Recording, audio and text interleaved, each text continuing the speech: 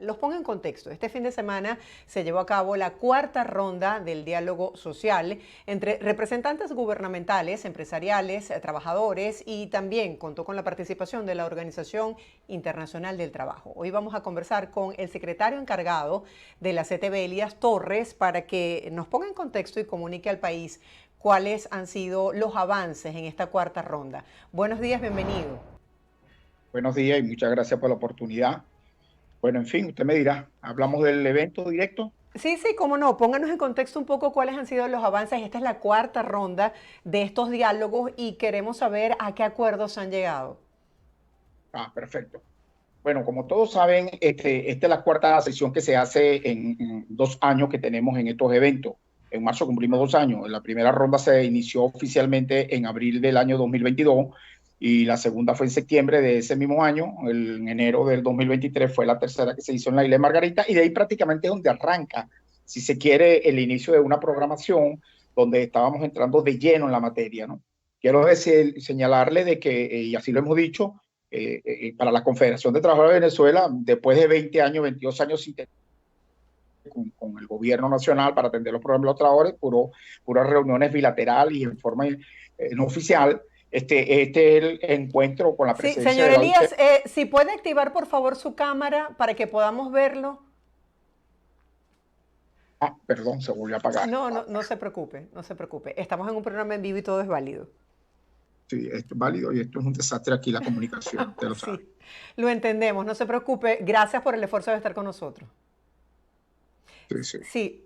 Sí, si nos pudiese poner en contexto sobre lo que hablaron este fin de semana, porque hay mucha expectativa sobre lo que se pueda lograr en esta nueva ronda de conversaciones. Okay. Sí, ¿me Nuevamente, escucha? ahora se me apagó este lado también, no sé si me está escuchando. Sí, yo le escucho, adelante. Bueno, vamos entonces a conversar así, después ya veremos cómo prendemos la cámara. Bueno, y entonces tuvimos reunidos revisando hasta y dónde estamos. Una de las cosas que hicimos hincapié fue en la situación de los trabajadores que están detenidos, lo cual hemos sido muy enfáticos, muy contundentes en esto, presentando todos nuestros argumentos. Y debo señalar que en el marco de estas discusiones llegó la correspondencia que la CTB había enviado al director general de la OIT, donde denunciábamos y señalábamos la situación del compañero Víctor Vinega, que fue detenido recientemente en Barinas, y el cual nos llegó la comunicación donde nos decía la organización que ya recibían oficialmente el caso y se están dirigiendo al gobierno para que le dé las explicaciones del caso y el por qué, los motivos, porque eso es un procedimiento que es tripartito. Lo que uno le manda allá, ellos se van y se lo reclaman, se lo piden al gobierno, el gobierno le da su razón y después entonces ahí viene la cuestión del debate sobre la situación del compañero. Pero también ya hemos enviado también lo del detenido, como el caso del compañero Robert Franco, que es un detenido dirigente sindical profesor del estado Sucre, en Amazonas, y ese compañero va a cumplir casi 3 años detenido y prácticamente ni ha sido sentenciado ni ha sido impugnado. Entonces, este tipo de cosas es lo que hemos venido denunciando en forma directa. Ya saben todo la presión que se hizo a nivel internacional de varios sectores, incluyendo los sectores políticos, por la detención y condena de los 6 presos, que ya prácticamente los soltaron, pero eso es relativo, un soltado pero amarrado, porque están bajo régimen de presentación, tienen que estar presentándose cada 15 días y eso no es una libertad plena como la que hemos venido pidiendo nosotros. Quiero señalar que en esta reunión se hizo mucha énfasis en la cuestión de la detención, la violación del convenio 87, en la cuestión de la que tiene que ver con la libertad y las elecciones del proceso sindical, de las elecciones sindicales, las cuales todavía tienen mucha traba y no se ha definido en forma como lo señala el convenio 87, que es libertad sindical, como lo estamos exigiendo. Lo otro también es la intimidación que hay y un planteamiento que estamos haciendo, que viene mandado por el informe, la comisión de encuesta hizo unas recomendaciones al gobierno nacional cuando presentó su informe final por allá por el año 2019, el cual todavía es producto pues prácticamente de estos foros y de estas reuniones, porque es el mandato, pero esto se inició fue en el 22 y ahí se plantea también de que se amerita una reforma legislativa porque hay una serie de leyes que en un momento dado cuando fueron concebidas metieron artículos que relacionan las actividades sindicales, el llamado a paro, a la protesta, a la huelga de una empresa como acto terrorista, como acto desestabilizador, y eso choca contra el convenio 87. Y estamos pidiendo de que eso se tiene que conciliar lo que dice el convenio que es el que tiene la validez propia, porque inclusive está dentro de la Constitución de la República en el artículo 23, y las leyes que se hagan tienen que ser concatenadas con lo que dice el convenio, no al revés. No, el convenio no se puede adaptar a las leyes se tienen que adaptar al convenio. Y aquí eso sería una puerta giratoria si eso no se toca, no se modifica, porque yo suelto por un convenio, por una presión política, por una presión de carácter social o internacional, pero resulta que si el trabajador vuelve a hacer algo o vuelve a hacer un llamado, entonces inmediatamente puede ir para adentro otra vez porque sigue el artículo ahí como una espada, de ahí como un péndulo. Pues entonces eso es una de las cosas que hemos tocado. Y en cuanto a uno de los puntos más importantes también, que era junto con el 87, que tenía que ver con el salario, el ingreso de los trabajadores, también quedamos claros de que nosotros los bonos y la bonificación, bien, toda la que tú quieras, pero el bono y las bonificaciones que den el monto que sea, y que nunca alcanza prácticamente para cubrir las real necesidades no solo de los trabajadores activos, sino de los jubilados. El caso que tenemos con el sector del magisterio, 2 años con una discusión de contrato que no se termina de concretar. La bonificación no viene a solucionar realmente el problema. Primero, no soluciona el problema práctico, el inmediato del dinero, de poder llevar algo a la mesa y tener algo en la nevera, porque no es suficiente, como estoy diciendo, con una inflación reconocida por el mismo Banco Central de 189.8%, y un bono como este, pero este bono prácticamente no es violatorio a lo que realmente es el principio de lo que es la remuneración salarial. El aumento del salario mínimo es una referencia el cual pertenece al patrimonio de la familia, porque cuando yo tengo un salario fijo, no un ingreso tipo bono, resulta que el salario me sirve para las vacaciones, para las cajas de ahorro, para pedir préstamos inclusive para mejorar de vivienda, para en fin, todo aquello que sabíamos y que hoy prácticamente hay que reconstruirlo. En eso estamos claros también. Pero hay que hablar de salario porque es lo que establece la ley, la Constitución y los mismos convenios internacionales. Y eso fue una prioridad que se discutió. Que no logramos un monto tangible como lo estamos pidiendo, pero ya por lo menos se aprobó la metodología, que hay algunos detalles que hay que afinar, y debo reconocer también que hasta este momento nos han entregado actualizado casi todos los indicadores económicos, que es la herramienta principal para poder hablar de un salario mínimo sostenible en el tiempo, que tiene que estar acompañado con medidas que permitan la productividad, pero también que controle la inflación. Ahora, ¿en qué se basa esta metodología? Porque recuerdo que hace un año cuando hablamos, habían establecido como un salario base intermedio para poder negociar con el gobierno en ese momento que se hiciera este ajuste lo más pronto posible y luego se definiera el monto en específico. Si nos ponemos a ver en este año, ¿qué se ha alcanzado y qué esperan ustedes de este nuevo encuentro, de este nuevo diálogo?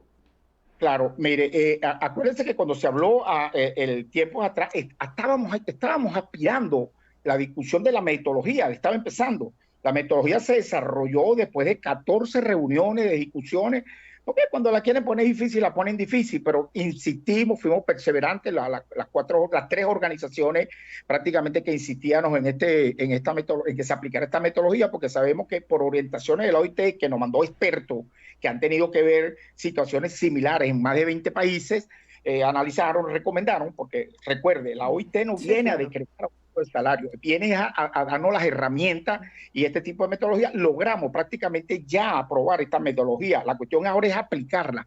Este año, con el atraso que se quiera hacer, porque yo diría que esto tiene un atraso de más de 6 meses, ya entramos con la metodología. Solamente falta concretar, como dije, los indicadores. Tú necesitas el indicador de la cesta básica, la cesta alimentaria que el gobierno tiene desde el 2014 que nos publica una oficial. Por lo tanto, para nosotros, como se lo dijimos y así lo ratificamos por este medio, que mientras no nos digan lo contrario, la cesta alimentaria para nosotros es la que señala el SENDA, que es de una organización afiliada a la CTV, como es el caso de la Federación Venezolana de Magistrados. Esa es la oficial. Y como yo dice, no, pero esa está exagerada, bueno, demuéstrame lo contrario. Tráeme la tuya, la discutimos y nos ponemos de acuerdo cómo podemos empezar para reconstruir ese salario y cumplir lo que dice la Constitución en el 91.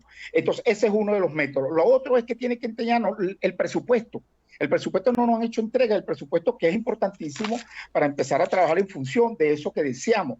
Tampoco se nos ha entregado el Producto Interior Bruto, que desde el año pasado no lo conocemos, lo publicaron por allá en el primer semestre del año pasado, por ahí lo ha anunciado el presidente, que lo mencionó a principio de año en unas intervenciones, donde habla que hay mejora, pero no lo han oficializado y no lo han publicado oficialmente como corresponde. Pues necesitamos también ese monto que ellos manejan. Necesitamos saber cuál es la cantidad y la nómina real de los trabajadores y los empleados públicos, que se desconoce. Se hablan de aproximado, pero no se tienen exacta. O sea, que hay una serie, un conjunto de cosas que hay que abordar, pero sin embargo, en este foro, que hubiésemos querido avanzar más, lo que se hizo fue ratificar lo que hemos venido discutiendo. Si me dicen a mí, ¿hay un avance sustancioso? No, no hubo un avance sustancioso, leve, pero se ratificó lo que se ha venido conversando y aspiramos que con el visto bueno y con la anuencia de la Organización Internacional del Trabajo como vigilante, como un factor de equilibrio en estas discusiones, eso sea respetado. Si no, bueno, seguiremos en lo que seguimos, la protesta, y que eso no se paraliza. Debo señalar que nosotros lo hemos dicho, tanta protesta como sea necesaria en la calle para presionar y conseguir nuestro salario mínimo y la libertad sindical plena dentro del marco que dice la Constitución, como tantas mesas de conversaciones haya necesario que realizar. Porque no es lo mismo plantear en una mesa lo que creemos, las denuncias, las violaciones que ellos están haciendo, que está gritándoselo de las aceras del frente. Bueno, en eso hemos estado y en eso vamos a seguir siendo perseverantes pues, e insistentes en que las violaciones están todavía ahí, y que resulta que una cosa que hablan de que está mejorando la economía, que va levemente mejorando, en fin, todo lo que comenta, pero el bolsillo del trabajador, esa mejora no se siente todavía, y creemos que ahí es donde se tiene que hacer todo el esfuerzo posible. ¿Cuáles han sido las recomendaciones, las herramientas que les ha brindado en este proceso de diálogo la Organización Internacional del Trabajo? Bueno, precisamente ese es el trabajo de la Organización Internacional, hacer las observaciones, hacer las exigencias y, bueno, dentro del marco internacional sabe que la presión de ellos, además de que no son presiones de carácter bélica, son presiones de carácter institucional, política, de ella los órganos internacionales, si es necesario de incumplimiento de lo que el gobierno está obligado a respetar por sus convenios internacionales, pues seguir entonces con casos que podrían ir mucho más allá de la Organización Internacional de Trabajo, pues en términos de la exigencia que es la última instancia de los órganos de justicia internacional, que en este momento le debo decir seriamente que no está planteado porque todavía hay un margen de presión, de discusión, mientras los trabajadores los tengamos unidos presionando en la calle para lograr nuestro salario mínimo. Si en estos 10 años no se han reflejado oficialmente estos indicadores económicos para poder establecer una fijación del salario mínimo, ¿qué les hace pensar que este año las condiciones puedan cambiar? ¿Y cuál ha sido la respuesta específicamente que ustedes han obtenido por parte de los funcionarios del gobierno que se han sentado en esa mesa de diálogo? Bueno, mira, le dije al principio de que teníamos más de 20 años, la CTB, y creo que las organizaciones que hemos estado en estas luchas, teníamos más de 20 años que no nos sentábamos en una mesa oficialmente a tratar el fondo del problema. El hecho de que un presidente X,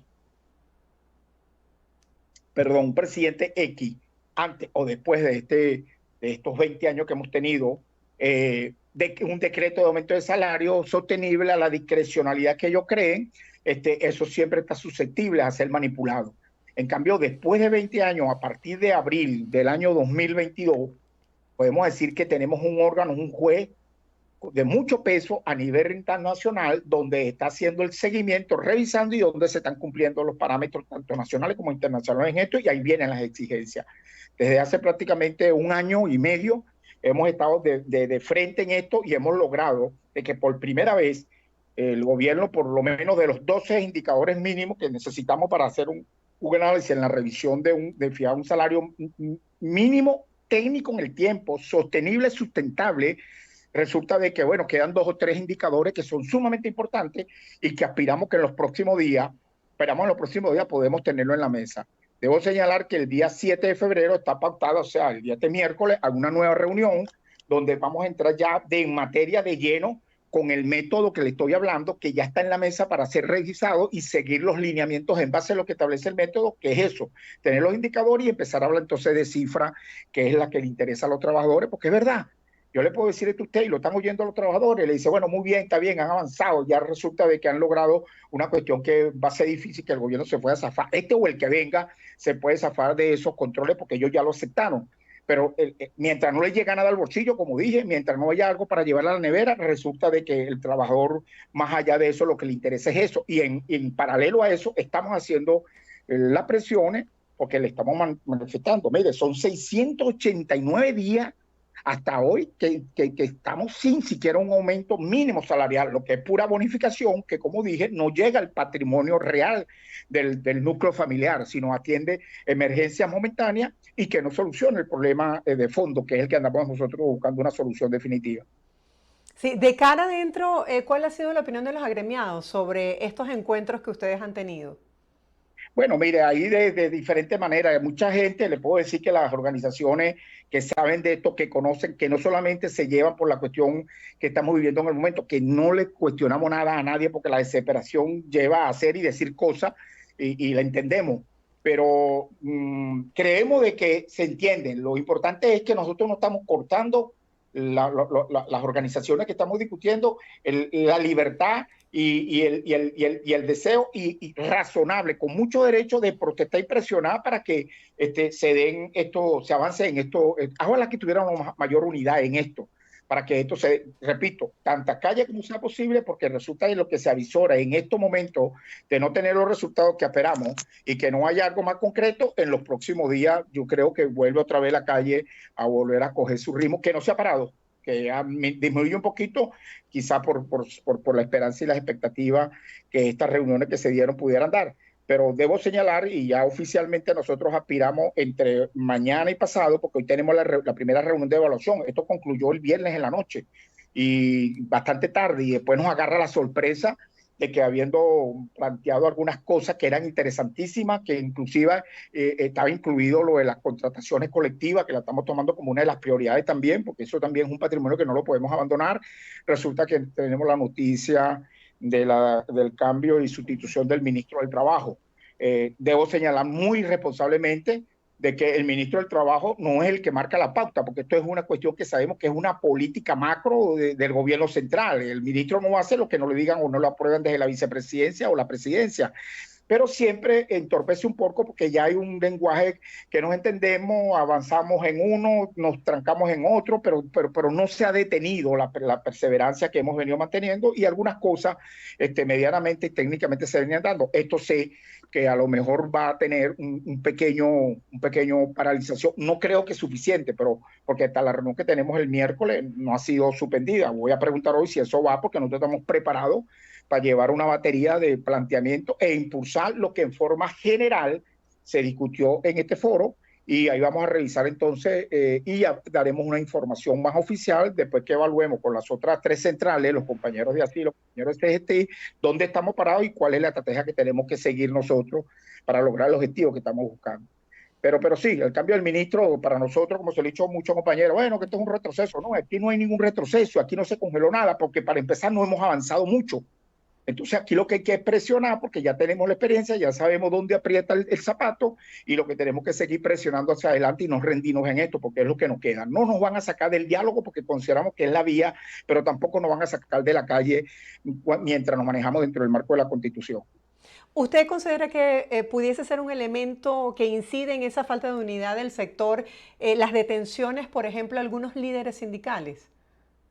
Mire, en el mejor momento que se pueda, exhibir la mejor unidad, siempre ha habido detenciones, porque pareciera que el gobierno fija su meta en alguna persona como una manera de intimidar y afectan a una familia, porque cuando llevan un dirigente sindical preso, me refiero a un dirigente sindical, hasta un dirigente político preso, bueno, eso afecta a toda la familia, afecta a la colectividad, porque viene siendo como una medida de intimidar para que el que está al lado recoja un poco, porque hasta este momento no entendemos de fondo el porqué de la detención, por lo menos el caso del compañero Víctor Venegas.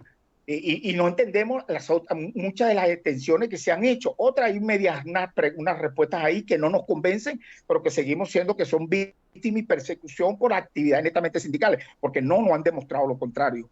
Y el caso de Víctor Venegas es eso, es presidente de un sindicato que tiene que ver con el sector de educación en el estado Guarina, a nivel nacional también porque pertenece a la Federación Nacional, pero es un trabajador, un dirigente que necesita toda nuestra solidaridad, en el caso nuestro, automática, porque son afiliados nosotros, pero también el caso de lo que donde él no es afiliado están siendo solidarios con el compañero, porque eso hay que mantenerlo para poder tratar de que ese compañero vaya a la calle lo más rápido posible.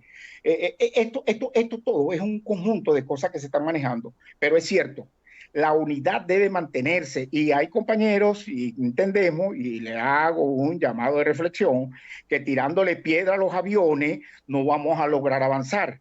Hay que hacer las cosas bien definidas, bien manejadas, dentro del marco, repito, de la Constitución, con la presión necesaria para poder tener los resultados tangibles, tener los resultados efectivos, que es lo que establece el convenio 144 de la Organización Internacional del Trabajo. Señor Elías, gracias por acompañarnos el día de hoy. Estaremos muy atentos a cómo avancen estas conversaciones esta semana. Feliz día. Pero igualmente, muchas gracias por la oportunidad.